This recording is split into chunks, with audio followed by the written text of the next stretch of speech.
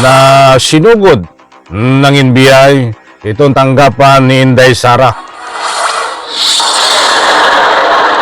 Pasado alas 12 ng tanghali, nagpunta sa opisina ni Vice President Sara Duterte ang mga tauhan ng National Bureau of Investigation Special Task Force. Para mapanagot, katulad nga ho ng sinasabi ng ating Pangulo Bongbong Marcos. Hindi niya ito palalampasin.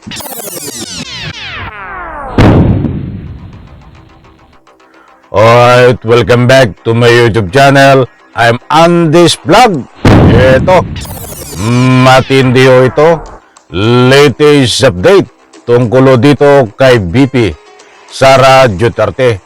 Sinugod na ng NBI itong opisina ni VP Sara Duterte. Naku po, ito na ang hinahanap mo sa iyong pinagagawa kapalit ng iyong hindi magandang gawain na pinapakita pang-abuso ng iyong kapangyarihan, Inday Sara. Muli kong inuulit, matinding pagsugod ng NBI diyan o sa mismong tanggapan ng Vice Presidente na si Sara Duterte. Huwag po kayong aalis, mga mahal kong taga-subaybay, at gusto kong ibahagi sa inyo itong motibo ng pagsugod diyan mismo sa tanggapan, opisina ni Inday Sara. Ay salute dito sa mga NBI. Hindi po lahat ha, pero yung nanghuli kay Kibuloy na NBI ho, kung magugunita po natin, huwag nating isaluduhan yan.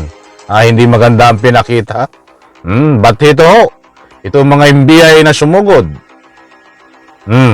dito sa tanggapan ni VP Sara Duterte, purihin po natin. Dahil ginagawa po nila ang anumang nakaatas na trabaho po sa kanila sa legal na paraan, mga kaibigan. Eto, kapag may pagkakataon po kayo, huwag po nating kalitaan. Panoorin, pakinggan ang ibabagi ko po sa inyo na umatikabo na pagsugod dito ho ng NBI sa tanggapan mismo ni Inday Sara. Marami ho nagbibigay ng anumang public opinion na wag daw tawagin na VP Sara ito. Wag tawagin na Vice Presidente itong si Sara. Si Sara na lang itawag o Inday Sara. Ang dami hong talaga nagagalit na dito eh. Mantakin nyo, ang daming kinakaharap po nito. Bukod do dito sa maanomalya na confidential funds, ay iba't iba pa rin ho ang kinakaharap at kakaharapin na mga kaso. Hindi ko na uisa-isahin at baka tayo kulangin sa oras. Ang importanteng mahalaga, mga mahal kong taga-subaybay, ay dito sa mga kinakaharap niya ho at kakaharapin pa, ay magkaroon po ng linaw na managot ito.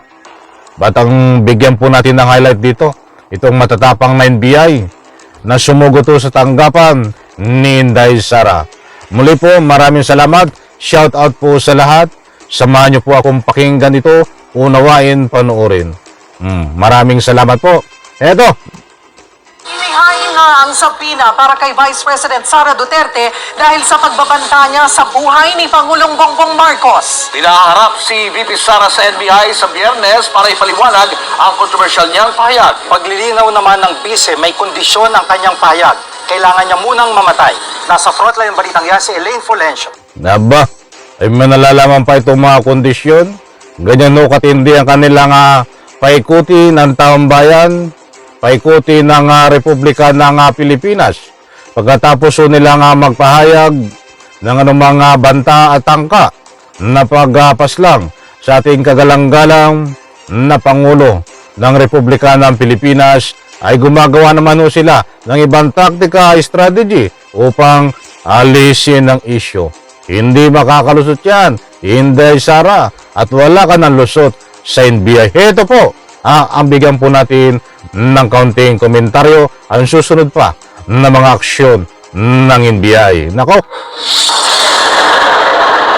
Pasado alas 12 ng tanghali, nagpunta sa opisina ni Vice President Sara Duterte ang mga tauhan ng National Bureau of Investigation Special Task Force. Inihain nila ang subpoena para pagpaliwanagin si VP Sara sa umano'y grave threats. Ayon sa NBI, hindi nila nadatnan si VP Sara sa opisina niya. Tanging legal counsel lang ng OVP ang tumanggap ng subpoena.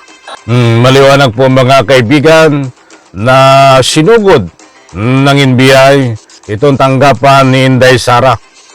At wala ho. Hindi natagpuan itong si Inday Sara diyan sa kanyang opisina nitong mga NBI. Marami-raming NBI din na nagpunta riyan, no? Subalit hindi ho natagpuan si Inday Sara sa kanyang opisina. Ay nagtatago na daw ho, mga kaibigan. Umiwas, alam na this. Kaya nga hindi natagpuan doon sa kanyang opisina. Ay alam niyo naman po na matunog at nakalato sa social media at malalaking stream media na ito ay pupuntahan talaga ng NBI. Datapwat, inunano ni VP Sara na umalis sa kanyang opisina upang pagdating ng NBI ay walang madadatnan na isang Inday Sara. Nagtago ho. Saan ka nagtago naman, Inday Sara? Alam ko yung pagtatago mo ay ilalabas ka rin maya-maya pagkalis ng NBI. Ipaliwanag niya at kasama na yung sinasabi niya na may threat sa kanyang buhay. Nag-ugat yan sa pagbabanta ng bise na ipapapatay sina Pangulong Bongbong Marcos, First Lady Lizo Araneta Marcos at House Speaker Martin Romualdez. Sa isang ambush interview, ipinaliwanag ni VP Sara ang mga binitawan niyang salita. I had to die first. They had to kill me first. They had to kill me first. So now they can't kill me anymore. Unless they want to die. Nalilisik ko ang mata nitong si VP Sara, si Inday Sara. Nalilisik ang mata, parang kakainin yung mga reporter Talagang sinusumpong na naman ito. Albularyo. Baka ho kayo may alam na marunong gumumot ng ganito sa ganitong pagkatao ni Inday Sara. Pwede niyo pupuntahan niya at gamutin. Yan po yung kanyang interview bago siya puntahan ng NBI. Na sabi nga niya ay naglilis na naman ang issue. Ito pa. Sinagot din ni VP Sara ang pahayag ng Presidential Communications Office na active threat ang banta niya. Aniya, wala raw sa tamang konteksto ang pagbibigay kahulugan sa sinabi niya. Wala naman daw sapat na laman o konkretong basihan para ituring ito na issue ng national security. There is absolutely no flesh on the bone. Pakicheck. May sinabi ba akong assassin doon?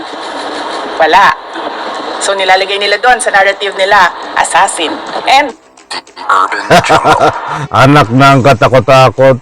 Kala ko ba abogado ito? Tama nga yung mga binibigay na public opinion ng taong bayan na ito ay isang abogadong pulpul.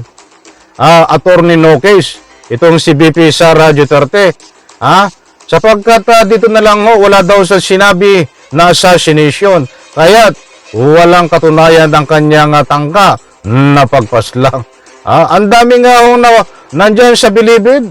Ang dami na rin ng mga kaso. Ayon sa ating pagre-research at pagsubaybay sa anumang mga kaso, ay nakakatulan sila ng habang buhay beyond reasonable doubt guilty sa kaso. Pero wala ho silang sinasabi na salitang assassination, but nandun yung element na pasok doon po sa ikangay tangkang pagpaslang, tangka na patayin katulad ho nitong mga binabanggit ni VP Sara Duterte na papatayin niya nga po itong ating kasalukuyang Pangulong Bongbong Marcos. Bagamat ang kinakatuwiran niya ay kung kahit ano pang gawin mo, Sara Duterte, magpagulong-gulong ka diyan sa kinatatayuan mo, lumuha ka man ng bato at graba, ay pasok iyan ho sa nga po pagbabanta, pagpaslang, tangkang pagpaslang.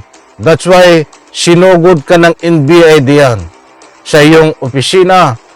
Subalit hindi ka natagpuan ng NBI. Nagtago ka Saglit ka na naman magtatagot, bigla ka naman lalabas at magpapa-press conference. Eto pa. to the administration, is revenge from the grave a crime? Tingin naman ni NBI Director Jaime Santiago, seryoso talaga si VP Sara sa pagbabanta niya. Dalawang beses sinabi ni Madam Vice President na no joke, no joke. Diba? Talagang serious siya on her instruction to the kung sino man yung assassin, kung sino man yung kinausap niya.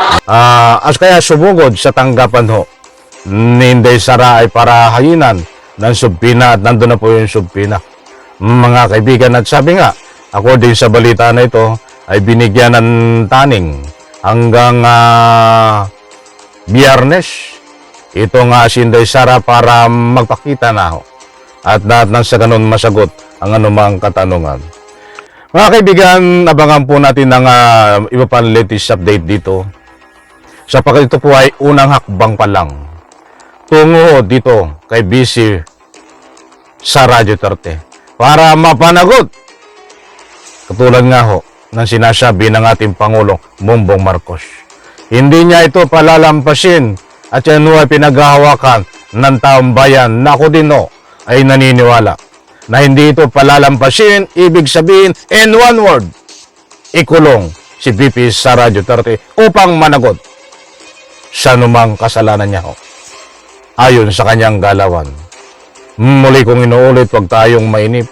Bagamat gumagawa ng hakbang na stepping stone pa lang to, ang pagsubpina, ang gusto kong ipunto, abangan po natin dito. Matindi ang kasunod doon ito, mga kaibigan, pagkatapos ho ng subpina na ito. Ang recommendation ho ng NBI at ano pa ang mangyayari dito. Ganyan, smooth sa una. Abangan po at kapanapanabik ang matinding aksyon pagkatapos ho ng subpina ng NBI at ano pa mang humahawak dito ho sa investigasyon. Maraming salamat, pagpalain po tayo lahat. Sabay-sabay po nating i-like ang video na ito. Diyan po sa comment section, inaanyayahan ko po kayong pakisupport din po ang aking second YouTube channel, Andy's Vlog. At siyempre, ito ang aking main YouTube channel. Huwag pong kalimutan. Maraming salamat, pagpalain po tayo lahat. Bye-bye, palapakan.